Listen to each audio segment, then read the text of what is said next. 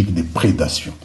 Dans les domaines de la sécurité et de la défense, cette bande d'incompétents corrompus a désacralisé toutes les fonctions régaliennes de l'État.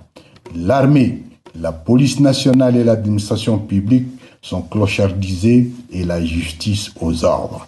Rattrapé par ses infirmités dans la conduite des affaires de l'État, le régime a bradé la souveraineté nationale en intégrant des forces négatives dans les systèmes de défense et de sécurité de la République.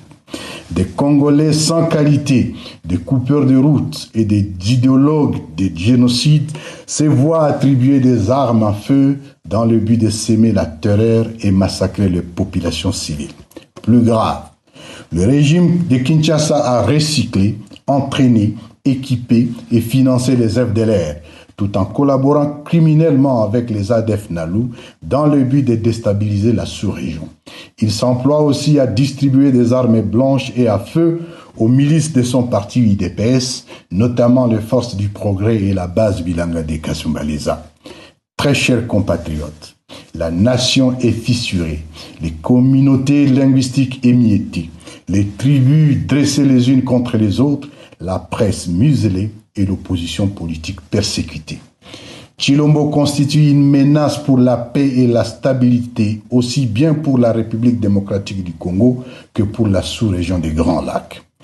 Un petit noyau de privilégiés composé de jouisseurs s'approprie toutes les richesses du pays. La population, quant à elle, croupit dans une misère indescriptible.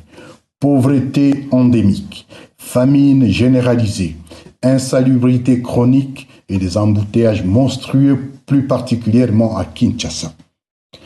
Le pays n'est pas gouverné. Très chers compatriotes, face à cette situation alarmante, une menace réelle contre la nation et l'État, nous avions le choix entre rester indifférents, c'est-à-dire complaisants, ou agir. Nous avons opté pour l'action.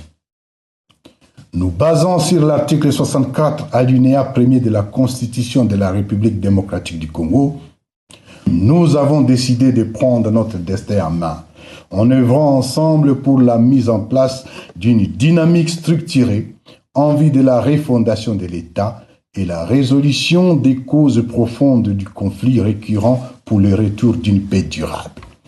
Avec nos camarades du mouvement du 23 mars, M23, des mouvements politico-militaires, des plateformes de la société civile et de la diaspora, nous avons pris l'option de mutualiser nos efforts dans une dynamique salvatrice dénommée Alliance Fleuve Congo AFC, dont nous commémorons la première année de lutte révolutionnaire en ces jours.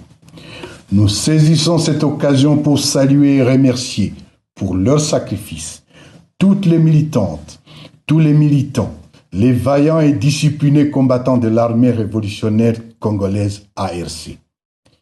Mes très chers compatriotes, l'objectif de l'Alliance Fleuve Congo est de